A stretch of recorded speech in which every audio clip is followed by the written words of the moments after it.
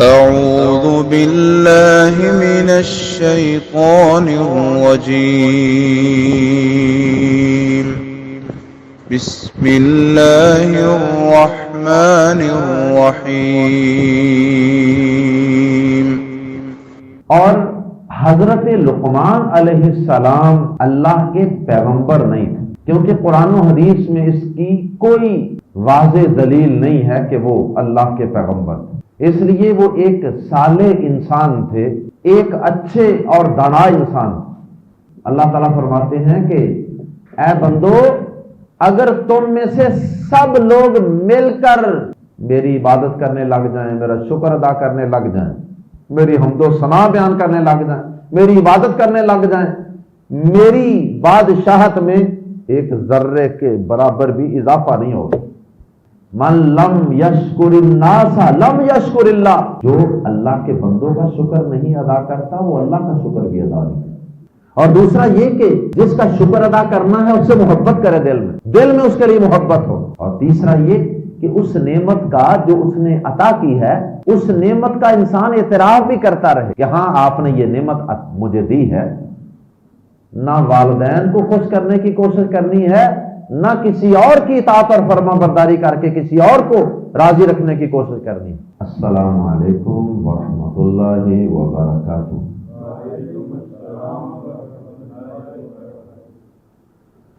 سورہ لقمان آیت نمبر 12 سے 15۔ ان الحمد للہ والصلاة والسلام علی رسول اللہ، اما بعد۔ اعوذ باللہ السمیع العلیم من الشیطان الرجیم من ہمزہ ونفخہ ونفثہ۔ وَلَقَدْ آتَيْنَا لُقْمَانَ الْحِكْمَةَ أَنِ اشْكُرْ لِلَّهِ وَمَن يَشْكُرْ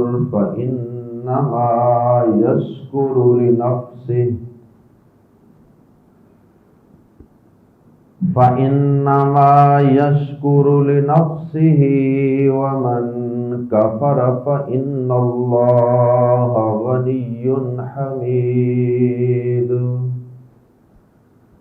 وَإِذْ قَالَ لُقْمَانُ لِابْنِهِ وَهُوَ يَعِظُهُ يَا بُنَيَّ لَا تُشْرِكْ بِاللَّهِ يَا بُنَيَّ لَا تُشْرِكْ بِاللَّهِ إِنَّ الشِّرْكَ لَظُلْمٌ عَظِيمٌ۔ وَوَصَّيْنَا الْإِنسَانَ بِوَالِدَيْهِ حَمَلَتْهُ أُمُّهُ وَهْنًا عَلَى وَهْنٍ وَفِصَالُهُ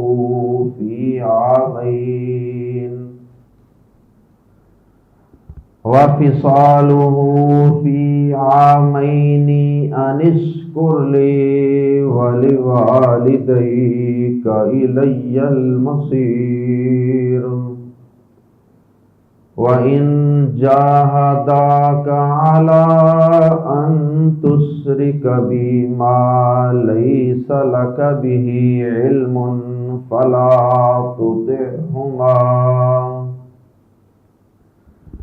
فلا تطعهما وصاحبهما في الدنيا معروفا واتبع سبيل من أناب إلي ثم إلي مرجعكم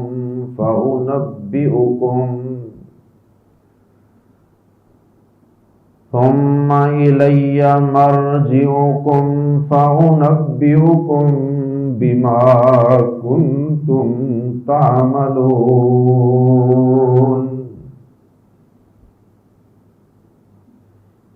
حضرت لقمان علیہ السلام اللہ رب العزت کے ایک بڑے ہی برگزیدہ بندے تھے،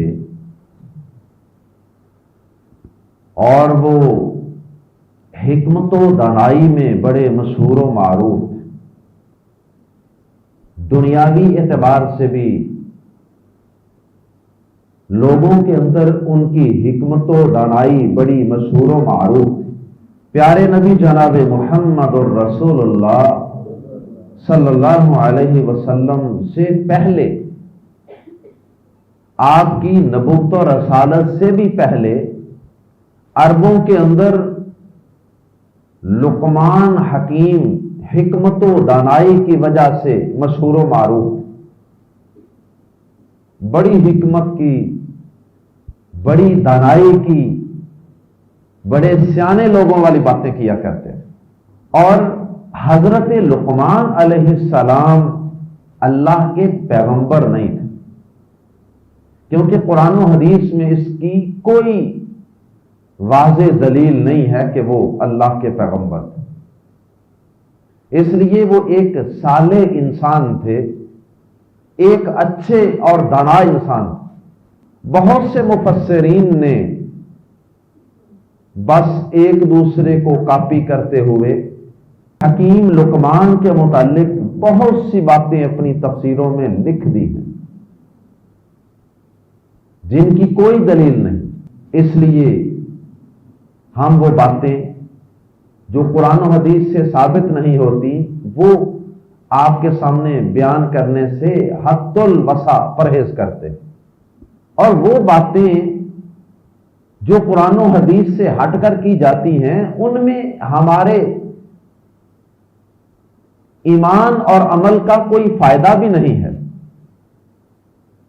تو پھر ہمیں کیا ضرورت پڑی ہے کچی اور بے سروپا باتیں کریں، سنیں اور لوگوں کو بتائیں۔ بس حضرت لقمان ایک دانا انسان تھے، اور اس وجہ سے ہی وہ حکیم کے نام سے مشہور ہو گئے۔ حکیم کا معنی بھی ہوتا ہے حکمت والا، دانائی والا۔ تو حضرت لقمان کا عرب کے شعراء نے بھی اپنی شعر و شاعری میں ذکر کیا۔ تو چونکہ عرب کے شعراء بھی اور عرب کے لوگ بھی حضرت لقمان کی دانائی کا اعتراف کرتے تھے اور اس کو تسلیم کرتے تھے، اس لیے اللہ رب العزت نے اپنی توحید کے دلائل کا ذکر کرنے کے بعد، انبیاء کرام کی زبان سے لوگوں کو اپنی توحید کی دعوت دینے کے بعد،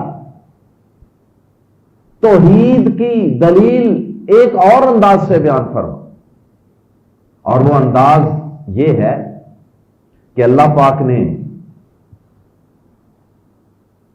مکہ کے مشرکین کو اور قیامت تک آنے والے مشرکین کو یہ بات بتائی ہے کہ توحید صرف ہمارے پیغمبر ہی بیان نہیں کرتے۔ یہ مت سمجھنا کہ شاید ہمارے پیغمبر نبی رسول ہی ہماری توحید کے چرچے کرتے رہے ہیں اور لوگوں کو شرک سے روکتے رہے ہیں، بلکہ حکمت و دانائی کا تقاضا بھی یہی ہے کہ انسان توحید کو اختیار کرے۔ اور دلیل اس کی یہ ہے کہ لقمان حکیم، جسے تم بہت اچھی طرح جانتے ہو اور اپنی شعر و شاعری میں بھی ان کے تذکرے کرتے ہو، وہ تو پیغمبر نہیں تھے نا، وہ تو ایک دانا انسان تھے۔ انہوں نے بھی اپنی اولاد کو، اپنے بیٹے کو یہی نصیحت کی تھی کہ بیٹا اللہ کے ساتھ کسی اور کو شریک نہ ٹھہرانا، بیٹا اللہ کے ساتھ شرک نہ کر بیٹھنا، اس لیے کہ اللہ کے ساتھ شرک یہ اس کائنات کا سب سے بڑا ظلم، ناانصافی اور سب سے کبیرہ گناہ۔ ایک دانا انسان بھی اپنے بیٹے کو توحید ہی سکھا رہا ہے، شرک سے ڈرا رہا ہے۔ اس کا مطلب ہے پیغمبروں کی دعوت بھی توحید، اور دانشوروں کی، عقل مندوں کی، دانا لوگوں کی دعوت بھی توحید۔ آئیے قرآن مجید کے الفاظ میں پڑھتے ہیں، وَلَقَدْ آتَيْنَا، اور بلا شبہ یقیناً ہم نے دی، عطا کی، لقمان کو، الحکمت، دانائی، اور یقیناً ہم نے لقمان کو دانائی عطا فرمائی، اس لیے ان کا نام حکیم لقمان مشہور ہے۔ انشکر للہ، اور اس دانائی کا یہ تقاضا تھا کہ ہم نے اسے یہ بات سمجھا رکھی تھی اس دانائی کے ساتھ، ان کے اشکر، شکر کر للہ، اللہ کا، انشکر للہ، کہ اللہ کا شکر کر۔ یہ ہم نے لقمان علیہ السلام کو حکمت و دانائی کے ساتھ ساتھ یہ پہلی دانائی کی بات سمجھا رکھی تھی کہ دانا آدمی ہمیشہ اپنے محسن کا شکریہ ادا کر، تو اللہ کا شکریہ ادا کر، کیونکہ اللہ تعالیٰ نے تمہیں پیدا کیا ہے، تمہیں رزق دیتا ہے، تمہیں پالتا ہے۔ انشکر للہ، کہ اللہ کا شکر کر۔ وَمَن یشکر، اور جو کوئی شکر کرے، فَإِنَّمَا، تو یقیناً وہ، فَإِنَّا کا معنی یقیناً بھی ہوتا ہے اور محض صرف بھی ہوتا ہے۔ فَإِنَّمَا، تو وہ صرف یشکر، شکر کرتا ہے، لی کے لیے، نفسی ہی، اپنے آپ کے لیے، اور جو شکر کرے تو وہ اپنے ہی لیے شکر کرتا ہے۔ مطلب یہ ہے کہ جو بھی اپنے پیدا کرنے والے کا شکر ادا کرے گا یا اللہ کے بندوں کا شکر ادا کرے گا تو اس کا فائدہ اس کے اپنے آپ کو ہی ہے۔ ومن کفر، اور جو کوئی، کفر یہاں ناشکری کے معنی، ومن کفر، اور جو کوئی ناشکری کرے، فإن اللہ، تو یقیناً اللہ، غنی، بے پرواہ ہے، اسے کسی کی کوئی پرواہ نہیں، اسے کسی کی کوئی ضرورت نہیں، حمید، بہت تعریفوں والا ہے، کوئی اس کا شکر نہ بھی کرے گا اس کی تعریفوں میں کوئی کمی تو آنے والی نہیں ہے، وہ بے حد و حساب تعریفوں والا ہے، عظمتوں والا ہے، شان و شوکت والا ہے۔ جو شکر کرے گا اپنا ہی بھلا کرے گا۔ وہ اس طرح بھی کہ اللہ پاک کا یہ بھی قاعدہ ہے کہ ان شکرتم لازیدنکم، اگر تم شکر ادا کرو گے میں تمہیں اور نعمتیں عطا فرماؤں گا۔ تو جو شکر نہیں کرے گا تو پھر اللہ تعالی کی نعمتیں اور اس کی نوازشیں رک جائیں گی یا چھن جائیں گی۔ پیارے نبی صلی اللہ علیہ وسلم کا فرمان ہے نا، سورہ نمل میں بھی ہم پڑھ چکے ہیں یہی مضمون، اور بھی کئی مقامات پہ اللہ تعالیٰ فرماتے ہیں کہ اے بندو، اگر تم میں سے سب لوگ مل کر میری عبادت کرنے لگ جائیں، میرا شکر ادا کرنے لگ جائیں، میری حمد و ثنا بیان کرنے لگ جائیں، میری عبادت کرنے لگ جائیں، میری بادشاہت میں ایک ذرے کے برابر بھی اضافہ نہیں ہوگا، میرا کیا فائدہ ہے، اپنا ہی فائدہ کرو۔ اور اگر تم سب مل کر میرے نافرمان بن جاؤ، ناشکرے بن جاؤ، مشرک بن جاؤ، کافر بن جاؤ، بے نماز بن جاؤ، تو میری بادشاہت میں ایک ذرے کے برابر بھی کمی نہیں کر سکتے، نقصان تو اپنا ہی کرو، اللہ کا کیا جائے گا؟ اس لیے کہ اللہ تو غنی ہے، وہ بے پرواہ ہے اور حمید ہے، بڑی تعریفوں والا ہے۔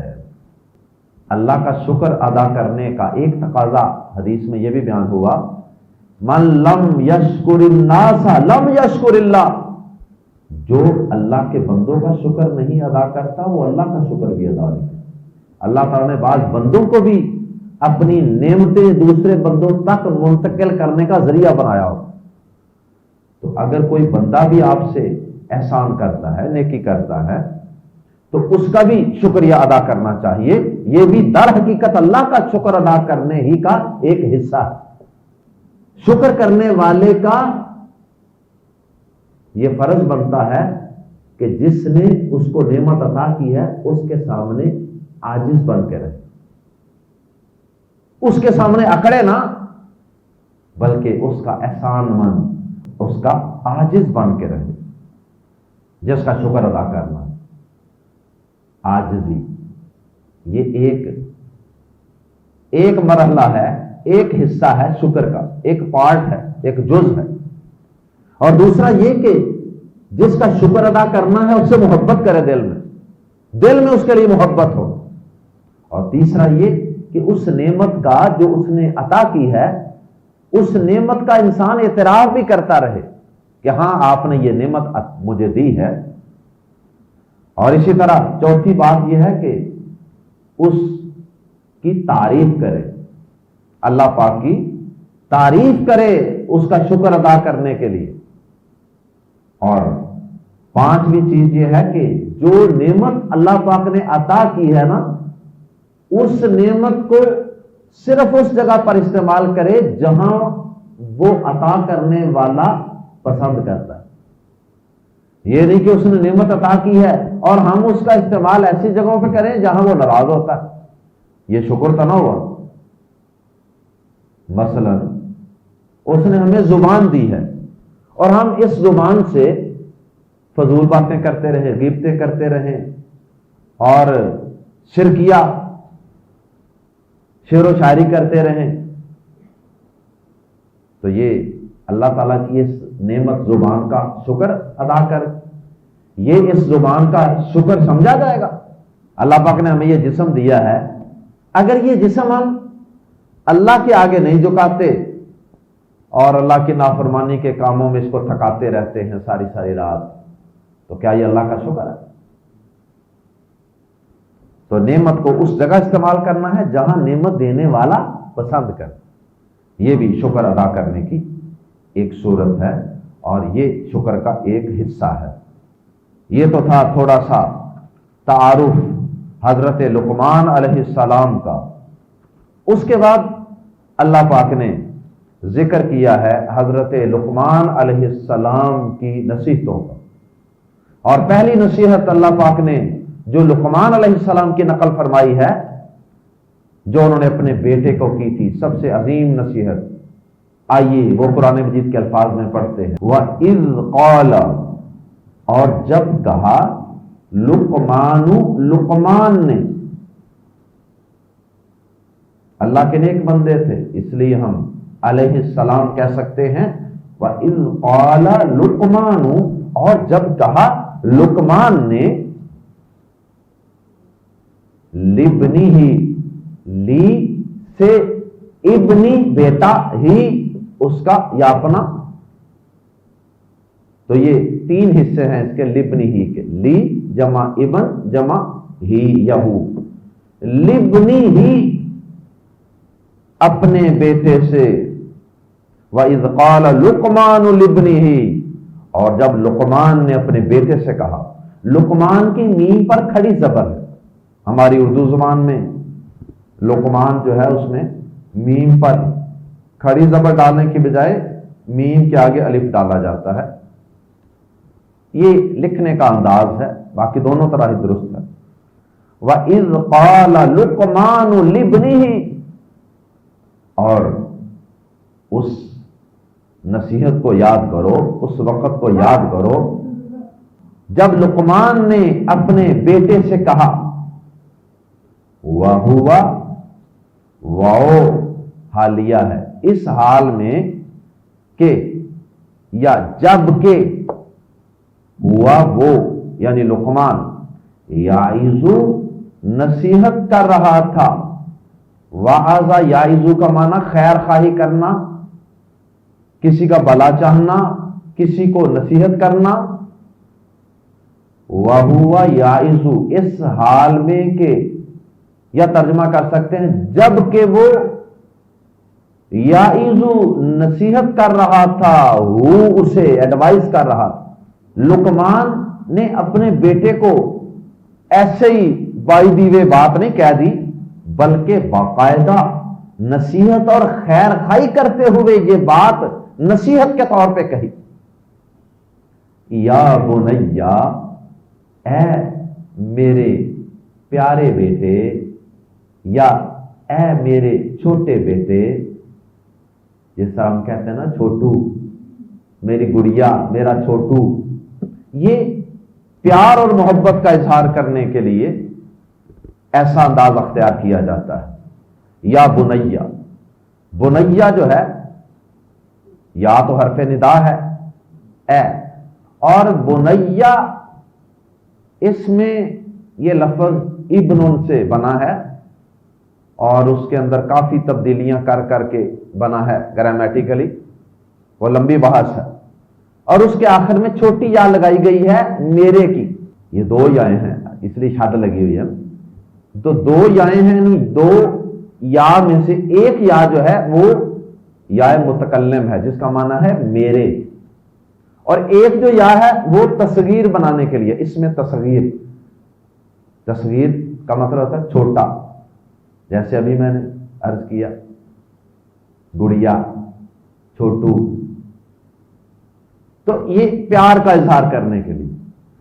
یا بنیا، اے میرے پیارے بیٹے، یا اے میرے چھوٹے بیٹے، یہ انداز قرآن مجید میں کئی مقامات پہ اختیار کیا گیا ہے۔ مثال کے طور پہ حضرت ابراہیم علیہ السلام نے اپنے والد کو کیا کہا تھا؟ یا آباتی، اے پیارے ابا جان، یا آباتی، شرک سے روکا تھا، تبلیغ کی تھی، نصیحت کی تھی، یا آباتی، یا آباتی، اور یہاں کیا انداز ہے؟ یا بنیا۔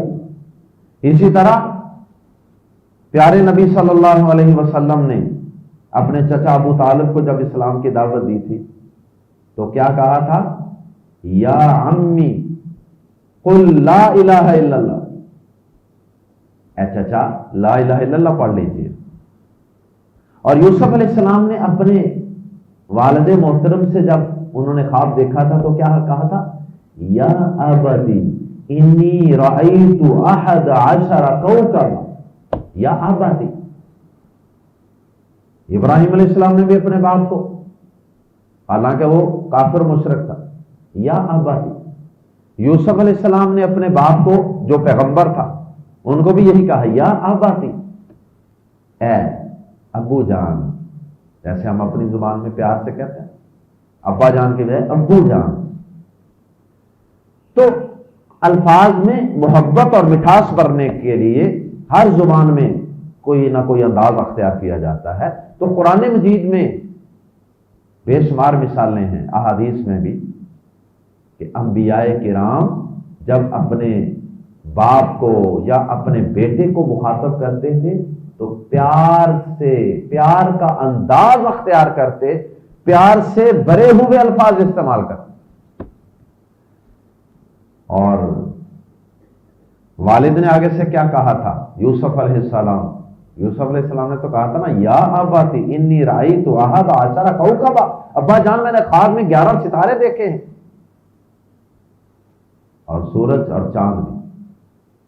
تو والد محترم نے بھی آگے سے اسی طرح مشفقانہ اور محبت والا انداز اختیار کرتے ہوئے انہوں نے بھی یہی کہا تھا، یا بنیا لا تقصص رؤیاک علی اخواتک، اے پیارے بیٹے، اے چھوٹے بیٹے، اپنا خواب اپنے بھائیوں سے بیان نہ کرنا۔ یا بنیا کا لفظ انہوں نے استعمال کیا۔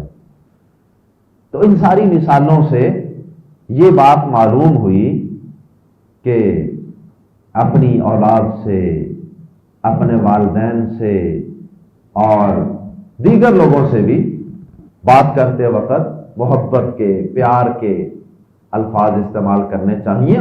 دین کی دعوت دینے کے لیے تو بطور خاص انتہائی نرم محبت والے الفاظ استعمال کرنے چاہیے تاکہ وہ آپ کی بات سننے کے لیے مائل ہو جائے اور وہ قولاً بلیغا بن جائے، جس طرح اللہ پاک نے قرآن مجید میں کہا وَقُلْ لَهُمْ فِي أَنفُسِهِمْ قَوْلًا بَلِيغًا، ایسی بات کرنی ہے جو دلوں میں اتر جائے۔ اللہ اکبر۔ محبت اور شفقت کا اظہار کرنے کے لیے بیٹے کو کیا کہا حکیم لقمان نے؟ یا بنیا، اے پیارے بیٹے، اے میرے چھوٹے بیٹے، لا تشرک باللہ، اللہ کے ساتھ شرک نہ کرنا۔ پہلی نصیحت، سب سے اہم نصیحت، اور نصیحتیں بھی آگے آئیں گی اگلے اسباق میں حضرت لقمان کی، لیکن آج کے سبق میں صرف یہی ایک سب سے بڑی نصیحت ہم پڑھیں گے، یا بنیا، اے میرے پیارے بیٹے، اے میرے چھوٹے بیٹے، لا تشرک، شرک نہ کرنا، شریک نہ ٹھہرانا، باللہ، اللہ کے ساتھ، اللہ کے ساتھ کسی کو شریک نہ بنانا، ان الشرک، بے شک شرک، اور اس کا ترجمہ یہ بھی کیا جا سکتا ہے اس لیے کہ یقیناً شرک لفظ اللہ بلا شبہ ظلم ہے عظیم، بہت بڑا، بے شک شرک یقیناً بہت بڑا ظلم ہے۔ ظلم کا معنی کیا ہوتا ہے؟ وضع الشیء فی غیر محلہ، کسی چیز کو اس کی جگہ سے ہٹا کر کسی غلط جگہ رکھ دینا، اسی کا معنی ناانصافی ہے، ایک بیٹے کا حصہ دوسرے کو دے دینا۔ اور ظلم کا معنی اندھیرا بھی ہوتا ہے، اور اندھیرے میں اگر ہم کوئی چیز رکھیں کسی جگہ تو وہ صحیح جگہ رکھی جائے گی، اندھیرے میں ہم جب کوئی چیز رکھیں گے تو وہ بھی غلط جگہ پہ رکھی جائے گی۔ اس لیے ظلم کے دونوں معنی، ظلم کا معنی اندھیرا بھی، شرک بہت بڑا اندھیرا ہے، اور شرک کا معنی کسی چیز کو غلط جگہ پر رکھ دینا، بے بس، عاجز، کمزور مخلوق، اور جس نے پیدا کی ہے اس کے مقابلے میں کھڑا کر دینا، اس سے بڑا اور کیا ظلم ہوگا، اس سے بڑی اور کیا تاریکی اور جہالت ہوگی۔ اور اندھیرے میں، تاریکی میں انسان ٹمک تو نہیں مارتا، اسے کچھ نظر نہیں آتا۔ اللہ پاک نے حضرت لقمان علیہ السلام کی اپنے بیٹے کو جو نصیحت کی تھی اس کا ذکر فرمایا، تو ساتھ ہی اللہ پاک نے اپنی طرف سے اب انسان کو کچھ نصیحتیں فرمائی، اور وہ ہیں والدین کے متعلق، اس لیے کہ قرآن مجید میں اکثر و بیشتر اللہ تعالیٰ کے حقوق کے ساتھ، اللہ کی توحید کے ساتھ، اللہ کی عبادت کے ساتھ ہی والدین کے ساتھ حسن سلوک کا بھی ذکر آتا ہے۔ سبب کیا ہے؟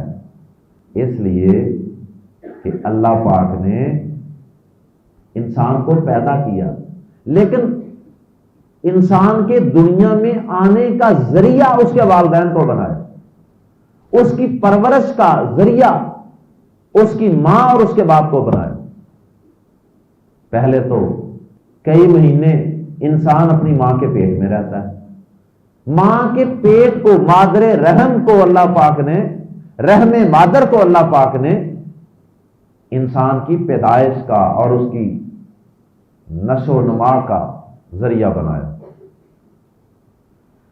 اور اسی طرح باپ کما کما کے اس کے منہ میں لا کے دانہ دن کا ڈالتا ہے، اس کی ماں کو بھی کھلاتا ہے کیونکہ وہ بچے کی پرورش کر رہی ہوتی ہے، پھر اس کو فیڈ کراتی ہے۔ تو بہرحال کیونکہ دنیا میں آنے اور اس کی پرورش کا ظاہری ذریعہ اللہ نے والدین کو بنایا، اس لیے اللہ پاک نے اپنی توحید کے ساتھ، اپنے حقوق کے ساتھ اکثر والدین کے حقوق کا بھی ذکر فرمایا، اور ذکر فرما کر یہ سمجھا دیا کہ اے انسان، جس طرح میرے حقوق ادا کرنا ضروری ہے نا، جس طرح میری توحید کے بغیر نجات نہیں ہے نا، ایسے ہی والدین کے ساتھ اچھا سلوک کیے بغیر اور ان کا شکر ادا کیے بغیر اور ان کے ساتھ حسن سلوک کیے بغیر بھی تیری نجات نہیں ہے۔ آئیے قرآن مجید کے الفاظ میں پڑھتے ہیں، وَوَصَّيْنَا، واو اور وصینا، ہم نے تاکید کی، وصیت کا معنی تاکید کرنا، وَوَصَّيْنَا الْإِنسَانَ، اور ہم نے انسان کو تاکید کی، بھی ساتھ والدیہ، اس کے ماں باپ کے، اور ہم نے انسان کو اس کے ماں باپ کے بارے میں تاکید کی ہے، تاکید کی ہے، صرف نصیحت نہیں کی، صرف مشورہ نہیں دیا، تاکید کی ہے، تاکیدی حکم ہے، بڑا شد و مد والا، بڑا زوردار انداز اختیار کیا اللہ پاک نے، وَوَصَّيْنَا الْإِنسَانَ بِوَالِدَيْهِ، اور ہم نے انسان کو اس کے ماں باپ کے بارے میں تاکید کی ہے، حَمَلَتْهُ، اٹھایا اس کو، حمل اسی سے، حمل کا معنی اٹھانا، بوجھ اٹھانا، حملت اٹھائے رکھا، ہو اسے، امہ اس کی ماں نے، وہنن علی وہنن کمزوری پر کمزوری کی حالت میں، اور اس کی ماں نے کمزوری پر کمزوری کی حالت میں اسے اٹھائے رکھا۔ کمزوری پر کمزوری کا مطلب ہے کہ کمزوری در کمزوری در کمزوری، ہر آنے والا دن اس کی کمزوری میں اضافہ کر رہا تھا۔ ماں نے جب اس کو اپنے پیٹ میں پالے رکھا، مسلسل کمزوریاں، اس کا جسم کمزور ہوتا گیا، اور اس کی نطفے سے آہستہ آہستہ آہستہ آہستہ مختلف مراحل سے گزر کر اس کی نشو و نما ہوتی رہی، ماں کمزور ہوتی رہی اور یہ طاقتور اور توانا ہوتا رہا، اور پھر جب یہ پیدا ہوا اس وقت اس نے کتنی اذیت اور تکلیف اٹھائی، اور کئی ماؤں نے تو اپنے بچوں کی پیدائش کے وقت اپنی جان تک پیش کر دی، اور پھر پیدائش کی تکلیف اٹھانے کے بعد پھر نفاس کا پیریڈ، نفاس کا خون، اس کی کمزوری، اور پھر اس کے بعد ابھی بھی ماں کی ذمہ داری مکمل نہیں ہوئی، پھر اس کو فیڈ کرواتی رہی، کھا پی کر جو توانائی حاصل کرتی تھی وہ ساری اس کو فیڈ کروانے کی شکل میں ٹرانسفر کر دیتی۔ پہلے ماں باپ دونوں کے ساتھ اچھا سلوک کرنے کی تاکید کی، اور اب بطور خاص ماں کا ذکر کیا، کیونکہ ماں باپ کی نسبت زیادہ مشقتیں اٹھاتی ہے، اور بعض اہل علم نے یہ کہا کہ اس کا سبب یہ بھی ہے کہ ماں عام طور پہ کمزور ہوتی ہے، تو بچے اس کی کمزوری کا فائدہ اٹھاتے ہوئے اس کی دیکھ بھال نہیں کرتے۔ باپ جو ہوتا ہے اس کا ایک روب دبدبہ ہوتا ہے، اس روب دبدبے کی وجہ سے اولاد باپ کے حقوق ادا کرنے پر مجبور ہوتی ہے، لیکن ماں کمزور ہوتی ہے تو اس کو اولاد نظر انداز کر دیتی۔ شاید اس لیے بھی اللہ پاک نے ماں کے حقوق کی زیادہ تاکید فرمائی۔ پیارے نبی صلی اللہ علیہ وسلم سے بھی ایک صحابی نے پوچھا تھا نا کہ اللہ کے نبی صلی اللہ علیہ وسلم، میرے حسن سلوک کا سب سے زیادہ حقدار کون ہے؟ آپ نے فرمایا تھا امو، تیری ماں۔ پھر پوچھا اس کے بعد، فرمایا تیری ماں۔ پوچھا اس کے بعد، فرمایا تیری ماں۔ چوتھے نمبر پہ جا کے فرمایا تیرا باپ۔ تو مطلب یہ ہے کہ زیادہ توجہ دلائی ماں کی طرف کہ وہ زیادہ کمزور ہے اور اس نے زیادہ کمزوریاں اٹھائی ہیں تیری وجہ سے ہی۔ وَفِصَالُهُ، اور اس کا دودھ چھڑانا، یعنی بچے کا دودھ چھڑانا، ماں جو بچے کا دودھ چھڑاتی ہے، فی عامین، 2 سال میں ہے۔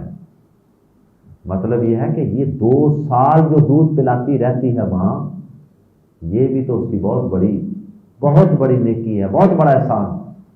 ضمناً یہ بات بھی معلوم ہوئی کہ بچے کو دودھ پلانے کی مدت زیادہ سے زیادہ 2 سال ہے، اور اس کا ذکر سورۃ البقرہ میں بھی ہے۔ اللہ پاک نے فرمایا والوالدات یرضعن اولادہن حولین کاملین لمن اراد ان یتم الرضاعہ، جو رضاعت کی، یعنی رضاعت کہتے ہیں دودھ پلانا، جو رضاعت کی مدت کو پورا کرنا چاہے اس کے لیے پورے 2 سال ہے مدت رضاعت، حولینی 2 سال، کاملینی پورے، اتنی تاکید کے ساتھ اللہ پاک نے کہا، صرف حولینی کہنا بھی کافی تھا، لیکن اللہ پاک نے حولینی کاملین کہا، پورے 2 سال۔ اور یہ 2 سال انگریزی مہینوں کے حساب سے نہیں کرنے، یہ قمری مہینوں کے لحاظ سے ان کی کاؤنٹنگ کرنی، پورے 2 سال۔ اور آگے یہ کہہ دیا جو مدت رضاعت کو پورا کرنا چاہے، اس کا مطلب یہ ہے کہ 2 سال سے پہلے بھی اگر والدین یہ سمجھیں کہ بچے کا دودھ چھڑا دینا ٹھیک ہے، کوئی مسئلہ نہیں ہے، تو چھڑا سکتے ہیں، لیکن 2 سال سے زیادہ نہیں پلانا۔ اور جو رضاعت کا رشتہ ہوتا ہے نا، یہ رضاعت کا رشتہ، دودھ کا رشتہ، وہ بھی ان 2 سالوں کے اندر اندر ہی بنتا ہے۔ 2 سال کے اندر اندر بچہ اگر کسی اور کا بھی دودھ پی لے گا تو وہ اس کی ماں بن جائے گی، اور اس کی تفصیلات دیگر احادیث کے اندر موجود ہیں۔ اور بعض لوگوں نے اللہ پاک کے اتنے واضح الفاظ کے بعد بھی مدت رضاعت 2.5 سال بیان کی، اور کہا کیا ہے کہ جی یہ احتیاطاً 2.5 سال۔ اللہ پاک نے مغرب کی 3 رکھتے فرض کی ہیں، اور بندہ 4 پڑھ کے کہے جی احتیاطاً 4 پڑھ رہا، ایک کدی وچ خراب بھی نکل سکتی ہے۔ اللہ پاک نے حولینی، پھر آگے کہا کاملینی، کامل پورے۔ وہ 1-2 دن کا بھی وعدہ کاٹا نہیں کہ چلو بندہ 2-4 دن بعد پیا لو یار، کتے 6 مہینے پلا کے احتیاط ہو رہی۔ اِنَّ لِلَّهِ وَإِنَّا إِلَيْهِ راجعون۔ اللہ پاک نے آیت کے آغاز میں فرمایا تھا وَوَصَّيْنَا الْإِنسَانَ بِوَالِدَيْهِ، اور ہم نے انسان کو اس کے والدین کے بارے میں تاکید فرمائی ہے۔ اب کیا تاکید فرمائی ہے، اس کی وضاحت نہیں تھی وہاں، اگرچہ سمجھ خود بخود آ رہی تھی کہ تاکید اچھے سلوک کی فرمائی ہے،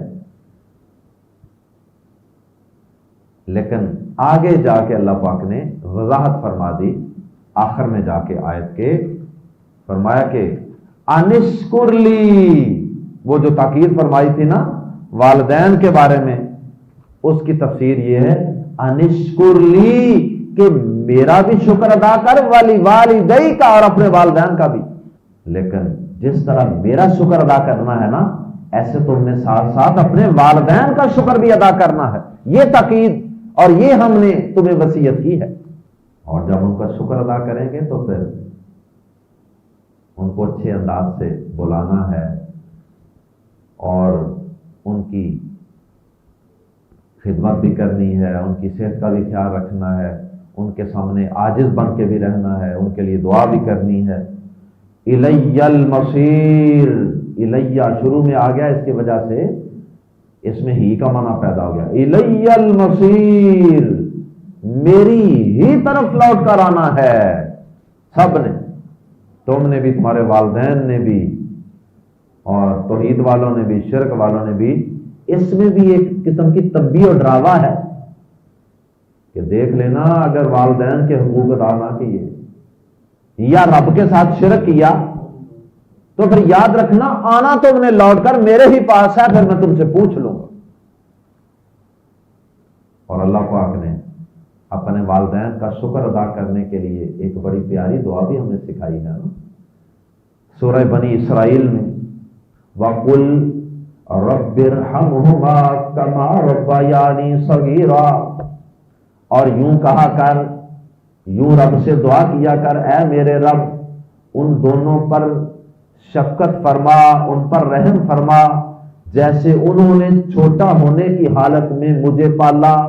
آخری آیت مبارکہ میں اللہ پاک نے ایک استثنائی صورت بیان کر دی کہ کہیں والدین کے حقوق ادا کرنے میں اتنا زیادہ ہی نہ آگے بڑھ جانا اس نے سلوک میں، ان کی تابع داری میں، کہ کہیں وہ اصل سبق جو شروع میں پڑھایا تھا تمہیں، جو لقمان نے اپنے بیٹے کو نصیحت کی تھی، یا بنیا لا تشرک باللہ، کہیں اس سبق کو نہ بھول جانا کہیں والدین کے حقوق ادا کرتے کرتے اپنے پیدا کرنے والے کے حقوق نہ فراموش کر دینا کہ کسی کے والدین گمراہ بھی تو ہو سکتے ہیں نا، مشرک بھی تو ہو سکتے ہیں نا۔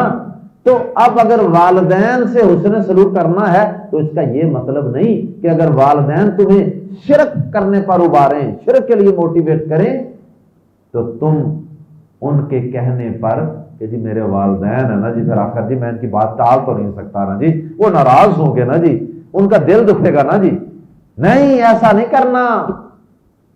اس لیے کہ والدین سے حسن سلوک کر رہے ہو تو وہ رب کے کہنے پہ کر رہے ہو، پیدا کرنے والے کو ناراض کر کے، اس کی نافرمانی کر کے، نہ والدین کو خوش کرنے کی کوشش کرنی ہے، نہ کسی اور کی اطاعت اور فرما برداری کر کے کسی اور کو راضی رکھنے کی کوشش کرنی ہے۔ تو پھر ایسی صورت میں تم نے واضح طور پہ والدین کی بات ماننے سے انکار کر دیا۔ اللہ اکبر، یہ اتنا اہم مسئلہ ہے شرک اور توحید کہ والدین جن کی اللہ پاک کہتے ہیں میں نے اتنی نصیحت کی ہے، اتنی تاکید کی ہے ان سے حسن سلوک کرنے کی، شرک اتنا بڑا گناہ ہے کہ اگر وہ بھی شرک کرنے کے لیے ابھاریں تو ان کی بات بھی رد کر دینی ہے۔ وَإِن جَاهَدَاكَ، اور اگر وہ دونوں جہاد کریں، کوشش کریں، سٹرگل کریں، اور آگے الا آ گیا ہے اس لیے اس کا ترجمہ کریں گے، اور اگر وہ زور دیں الا اس بات پر ان کے تو شریکا، تو شرک کرے، تو شریک کرے، بی ساتھ میرے ساتھ، ما لیسا لکا بھی علم، جس کا تجھے کوئی علم نہیں، اس لیے کہ شرک کا کوئی علم ہے ہی نہیں، شرک کی کوئی دلیل، علم کا معنی دلیل کے لیے بھی آتا ہے بات، جس کی تیرے پاس کوئی دلیل ہی نہیں ہے، شرک کی کوئی دلیل نہیں ہوتی۔ کئی جگہوں پہ ہم پڑھ چکے ہیں، سورۃ الکہف میں بھی اور بھی کئی مقامات۔ اگر وہ دونوں تجھ پر زور دیں کہ تو میرے ساتھ اس چیز کو شریک کرے جس کا تجھے کوئی علم ہی نہیں اس کے معبود ہونے کا، فلا، پس نہ تو تے، کہا مان، ہما ان دونوں کا۔ یہاں آگے پھر ایک اور بات کی وضاحت کر دی، کیسا عدل و انصاف ہے قرآن مجید میں، اسلام کے احکامات میں کتنا بیلنس ہے۔ ممکن ہے کہ کوئی بندہ یہ کہے کہ یہ والدین تو مشرک ہیں، میں نے ان کی بات ماننی نہیں، اور اسی چکر کے اندر وہ والدین کے ساتھ دنیاوی معاملات میں بھی قطع تعلقی کر لے، وہ یہ تو مشرک ہیں، میں نے تو ان کی خدمت بھی نہیں کرنی، میں نے تو ان کو سبزی بھی نہیں لا کے دینی، ان کو ڈاکٹر کے پاس بھی نہیں لے کے جانا۔ نہیں نہیں نہیں نہیں، یہ نہیں مطلب، صرف اس کام میں نافرمانی کرنی ہے جس میں اللہ کی نافرمانی ہو رہی ہے، باقی وصاحبہما، اور ان دونوں، صاحب کا مطلب ہوتا ہے ساتھی، ساتھ رہنا، وصاحبہما، اور ان دونوں کے ساتھ رہو، پھر دنیا میں معروفہ، اچھے طریقے سے، اور ان دونوں کے ساتھ دنیا کے معاملات میں اچھے طریقے سے رہو، دنیاوی معاملات میں کوئی کمی نہیں کرو، لباس، ان کی خدمت اور ان کی صحت کا، علاج معالجے کا، ان کے آرام کا، ان کے ذہنی سکون کا، ان کی خوراک کا، ہر چیز کا خیال رکھو۔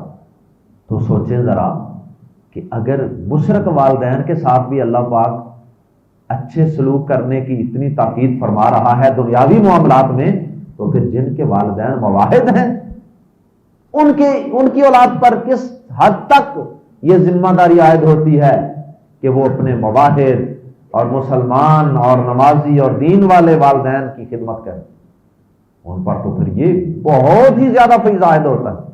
وَاتَّبِعْ، اور پیروی کر، سبیلا، راستے کی، وَاتَّبِعْ سبیلا، اور راستے پر چل، من انابا، اس شخص کے جو رجوع کرتا ہے الیہ، میری طرف۔ دنیاوی معاملات میں والدین سے تعلق رکھنا ہے، لیکن پھر ایک دفعہ تاکید کر دی کہ دینی معاملات میں والدین سے متاثر نہیں ہو جانا کہیں مشرک والدین۔ ہدایت کا معاملہ بالکل الگ ہے، اس میں کوئی کمپرومائز نہیں کہ یہ میرے والدین ہیں، یہ میرے محسن ہیں، نہیں، نو، اس میں کوئی کمپرومائز نہیں۔ اللہ اکبر، کیونکہ ہدایت حاصل کرنے کے لیے کرائیٹیریا اور معیار کچھ اور، اس میں یہ نہیں دیکھنا کہ یہ میرا بڑا محسن ہے، نہیں، اس میں دیکھنا ہے کہ اللہ اور اس کے رسول کی تعلیمات کے مطابق کون زندگی گزار رہا۔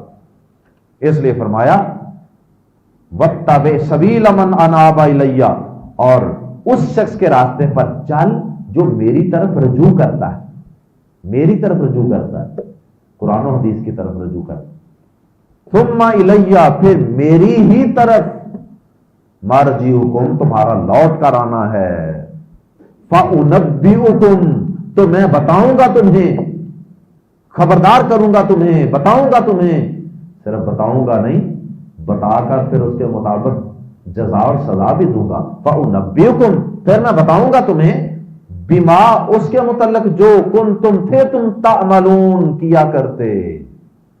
اللہ ہم سب کو اپنا شکر گزار بندہ بنا لے، اللہ ہم سب کو اپنے والدین کا شکر گزار بنا دے، اللہ ہم سب کو شرک کی نحوست سے اور ہماری اولادوں کو بھی شرک سے بچا لے، اللہ ہم سب کو اپنے والدین کی خدمت کا حق ادا کرنے کی توفیق عطا فرمائے۔ رب ارحمہما کما ربیانی صغیرا، اللہ سب کے والدین کو صحت، تندرستی، ایمان والی زندگی عطا فرمائے۔ جن کے والدین فوت ہو چکے ہیں اللہ ان کی اگلی منزلوں کو آسان فرمائے، اللہ سب بیماروں کو شفاء کاملہ عاجلہ عطا فرمائے۔